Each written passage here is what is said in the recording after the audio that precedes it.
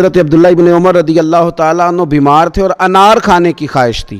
تو آپ کی اہلیہ کہتی ہیں کہ انار خرید کے دیا گیا آپ کو، اور جیسے ہی انار آپ کے پاس آیا کسی نے دروازے پہ صدا دے دی، غریب ہوں۔ انسان بیمار بھی ہو، بھوک بھی لگی ہو،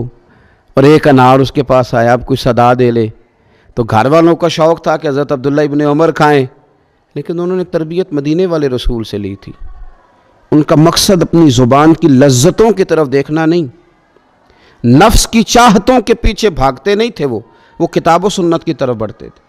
فوراً سے پہلے حکم دیا گھر والوں کو، اٹھاؤ یہ انار اور بھکاری کو دے دو۔ تھوڑا سا نا دل کے اندر گھر والوں کے خیال آیا کہ اس کو دے دے، فرمایا دے دو، حکمن کا تو وہ انار دے دیا گیا۔ اب دوبارہ دوسرا انار خرید کے لائے، وہ بھی سامنے لا کے رکھا ہی تھا، تو پھر کسی نے صدا دے دی، تو حضرت عبداللہ ابن عمر رضی اللہ تعالیٰ نے وہ بھی حکمن دے دیا، وہ دو دے دیے، تو پھر تیسرا انار آیا، تو آپ نے تناول فرمایا اس سے یہ تو ہو سکتا ہے کہ بھوک تھوڑی بڑھ جائے، یہ تو ہو سکتا ہے کہ بیمار کی کمزوری تھوڑی بڑھ جائے،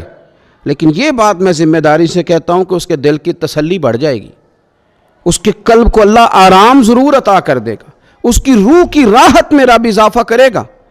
اس کے پیٹ کے اندر تھوڑی سی ہو سکتا ہے گنجائش بڑھ جائے، لیکن اس کے ذہن میں بھی اللہ گنجائش پیدا کر دے گا، اس کا دل بھی اللہ بڑا کر دے گا۔ وہ جو کام بہت ساری دوائیوں سے رات آرام کی نیند نہیں آ رہی تھی، وہ انشاءاللہ تبارک و تعالی احسار کے جذبے سے ضرور